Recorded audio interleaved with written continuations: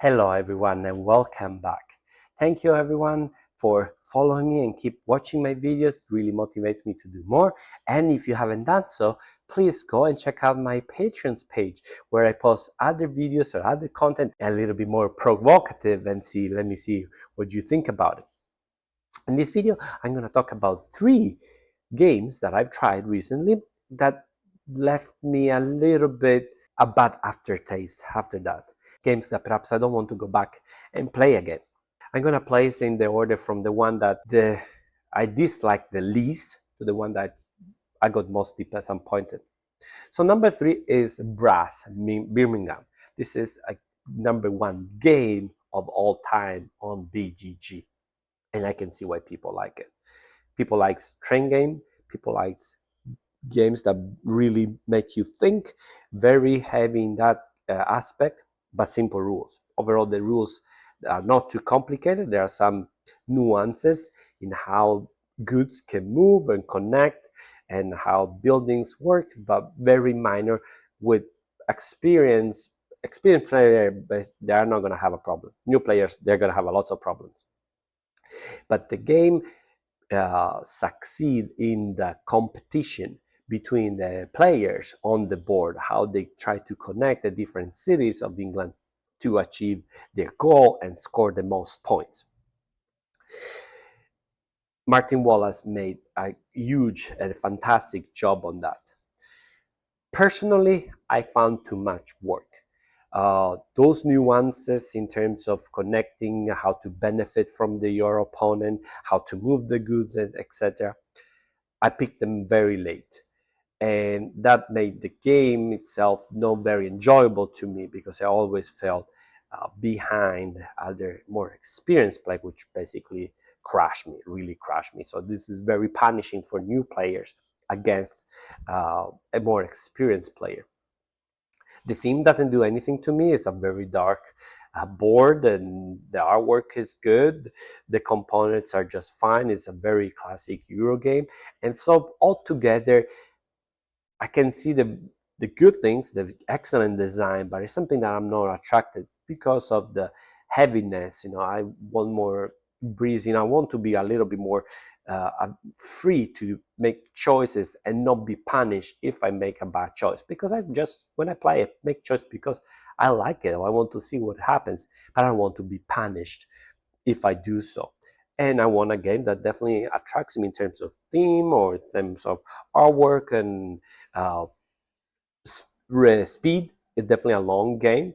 So all this together make a game that doesn't fit me. So it's a bad impression, just not because it's a bad game, just because it doesn't suit me. And definitely maybe with more experience, if I try it again, I will enjoy more. And this is Birmingham. And number 2, we have Trekking Through History. This is a fantastic looking game for underdog games. It's a very simple game. You draft cards that they have a date, and you need to go from the oldest one to the newest one. And every time you need to pick up this card, and this card will give you extra bonuses that it will give you other stuff that make you, do some sort of a chain reaction to have more cards or more points, etc., etc. And there's always the problem that on the river that you need to draft the cards from, you don't have the perfect card that matches or continue your timeline. And so sometimes you are forced to close your era and open a new era. But the longer you have those sequence, the more points you score. Very simple concept, very excellent artwork, and you also spend time. You have this currency which is time, and it's a track you go around. It's very interesting also in that. However, I didn't find it very engaging. I found it perhaps it's too simple. Like the best card is very obvious, the best move is very obvious, and that's it. So I didn't find engaging to the extent that what choice should I make? I don't know. I never had that question. It was very obvious. I need to take this. So I felt on rails. I felt my gameplay was forced because the best choice was very obvious. and that's not the type of game that I want to play. I've seen a very good reviews. I was very tempted actually to purchase a new copy, but I had the opportunity to try, and I guess I'm gonna bow out. I'm not gonna chase this game anymore. But I can see that it's very appealing because it has a very easy rule set, so very good for family. The collecting and the historic events that you can see in the cards are very attracting. So I can see there's room for this game, but definitely not in my collection. And the number one game that disappointed me or have a bad taste is Terra Mystica. I was very pumped about this. Euro, but with the magic theme, special characters, special tribes to conquer and terraform this land and fight each other and building their civilization. It's very high ranked in BGG, and it fell flat.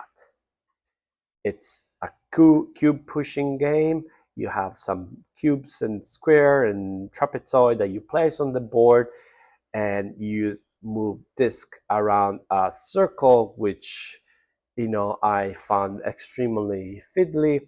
Not as I was expected to be as more complicated or more difficult to follow than it was, but a little bit frustrating. That the game is very punishing. The game forces you to be close to the opponents. If you don't do that, you definitely feel like you're dragging along and you miss lots of scoring opportunities. And if you did this on round 2 or 3, you're really on back foot. And that's what happened to me.